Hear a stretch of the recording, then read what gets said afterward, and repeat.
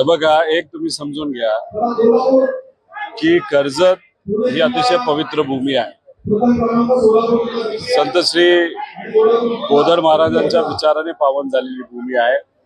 पुण्यश्लोक अहिल्यादेवी होळकरांचा जन्म या भूमीत झालाय. संत गीतेबाबा, संत सीताराम बाबा, तसंच राशींची आई व सिद्धटेकचे गणराया आणि योगायोग बघा की जगद्गुरु श्री तुकोबा रायांचे पवित्र पादुका सुद्धा आज कर्जत मध्ये आहे आणि महाराष्ट्र केसरी सुद्धा आहे. ते म्हणजे शक्तिभक्तीचं प्रतीक आपल्याला इथं बघायला मिळालं आणि इतकी शांततेत झाली, पारदर्शक पद्धतीने झाली, कुठेही कुठला वाद झाला नाही.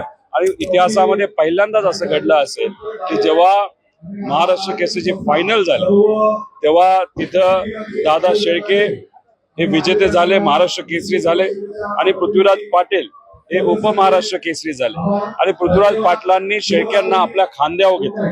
ही जी खेळाडू वृत्ती आहे हीच आमच्यासाठी आणि सगळ्यांसाठी महत्वाची आहे. आणि या परिषदेच्या माध्यमातून महाराष्ट्र केसरी जी आपण घेतली ती खेळाडू वृत्ती इथं आपल्या सर्वांना बघायला मिळाली. आशा करूया की ही वृत्ती बघितल्यानंतर इतरही लोकांना यातून काही गोष्टी कळेल आणि खास करून राजकारण करणाऱ्या लोकांना सुद्धा या बाबतीत काय कळेल की खेळाडू वृत्ती हे असणं जास्त महत्वाचं आहे आणि खालच्या लेवलचं राजकारण करणं योग्य नाही. शरद पवार साहेबांनी म्हटलंय की आता नवीन पिढीच्या हातात आम्हाला हे सगळे पुढचं कार्य द्यायचंय.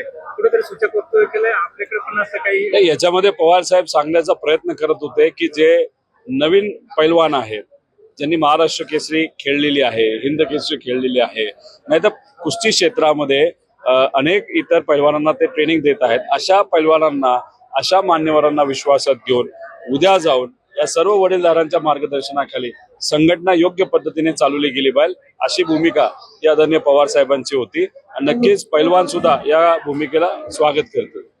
नरेंद्र मोदी आज बऱ्याच दिवसातून संघात एक तर त्यांचा व्यक्तिगत कार्यक्रम होता, RSSचा कार्यक्रम होता. अनेक वर्षानंतर कदाचित पहिल्यांदाच प्राईम मिनिस्टर झाल्यानंतर ते आले होते.